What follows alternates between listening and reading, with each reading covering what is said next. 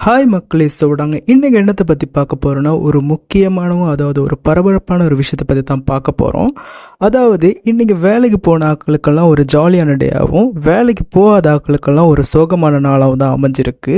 அது ஏன்னு கேட்டோன்னா இன்றைக்கி வேலைக்கு போன அநேகமான பேர் ஒரு 2 to 3 hours ஒர்க் பண்ணலை. என்னது ஒர்க் பண்ணலையா அப்படி நீங்கள் யோசிப்பீங்க. எஸ், அதாவது இன்றைக்கி தண்ணி கேன் போட போனவங்கலேருந்து ரிசிக்னேஷன் கொடுக்க போனவங்க வரைக்குமே யாருமே இன்றைக்கி ஒர்க் பண்ண இயலாத ஒரு சுச்சுவேஷன் தான் வந்திருக்கு ஆஃபீஸில். அது ஏன்னு பார்த்தோன்னா ஒரு பிஎஸ்ஓடிங்கிற ஒரு வேர்டால் தான். அது என்னன்னு நீங்கள் யோசிக்கலாம், அதை பற்றி சொல்கிறேன் கேளுங்க. ஸோ இந்த பிஎஸ்ஓடிங்கிற மீனிங் என்னென்னு பார்த்தோன்னா ப்ளூ ஸ்க்ரீன் ஆஃப் டெத். அதாவது இந்த ஸ்க்ரீன் வந்த பிறகு இதில் ஒரு மெசேஜ் ஒன்று மென்ஷன் பண்ணியிருந்தாங்க. அதுதான் your PC ran into a problem and needs to restart. We are just collecting some error info and then we will restart for you. So இந்த மெசேஜ் தான் அநேகமான பிசிக்கு வந்திருக்கு. ஸோ இது வந்த பிறகு அநேகமாக நாங்கள் பார்த்தோன்னா மைக்ரோசாஃப்ட் 365, எக்ஸ்பாக்ஸ், அவுட்லுக் அப்படியான மைக்ரோசாஃப்ட் சாஃப்ட்வேர் எல்லாமே டவுன் ஆயிருச்சு. ஸோ இதுக்கு காரணம்னு நாங்களாம் யோசிச்சுட்டு நாங்கள் முதலாவது என்ன பண்ணியிருப்போம், எங்களோட ஐடி டிபார்ட்மெண்ட்டுக்கு கால் அடியன்னு அடிச்சிருப்போம். அப்படி இல்லாட்டி அந்த என்டரையும் மவுஸையும் போட்டு கிளிக் பண்ணியிருப்போம்.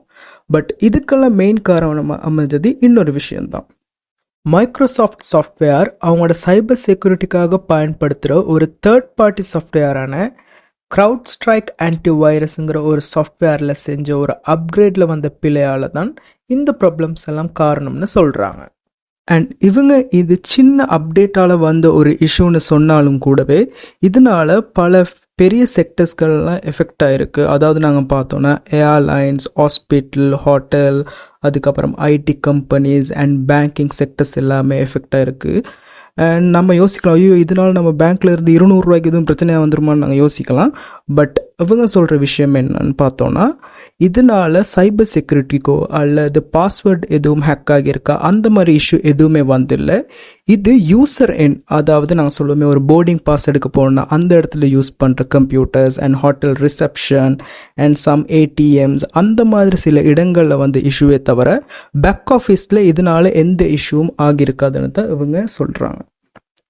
இந்த இஷ்யூவை யார் முதல்ல போஸ்ட் பண்ணியிருக்கான்னு நம்ம யோசிப்போம். அதாவது இந்த இஷ்யூவை சொன்ன நாடுகள் தான் ஆஸ்திரேலியா அண்ட் அமெரிக்கா தான் ஃபஸ்ட்டாக இதை அப்டேட் பண்ணியிருக்காங்க. அண்ட் ஆல்சோ சில நியூஸில் சொல்கிறாங்க அவங்க சர்ஜரி பண்ணிக்கிட்டு இருந்த நேரம் அந்த சர்ஜரி கூட இடையில நின்றதாக சொல்கிறாங்க. ஸோ இது மூலமாக எதுவும் கம்பன்சேஷன் என்ன மாதிரி இது வரைக்கும் அந்த மாதிரி அப்டேட்ஸ் எதுவுமே வரலை. பட் அதுக்கான நியூஸை நாங்கள் தொடர்ந்து இருந்து தான் பார்க்கணும்.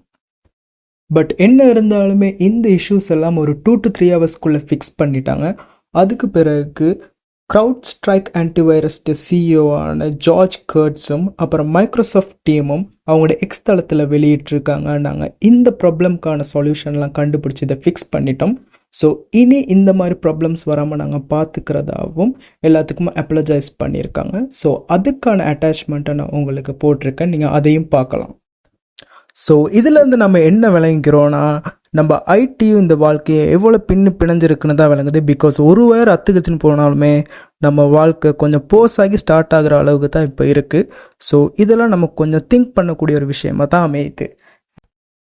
ஸோ மக்களே, இதுதான் update of IT world. And இந்த வீடியோ உங்களுக்கு பிடிச்சிருந்தா லைக் பண்ணுங்கள், கமெண்ட் பண்ணுங்கள், அப்படியே சப்ஸ்கிரைப் பண்ணுங்கள் மறக்காமல். Thank you, bye bye. This is AM Diaries.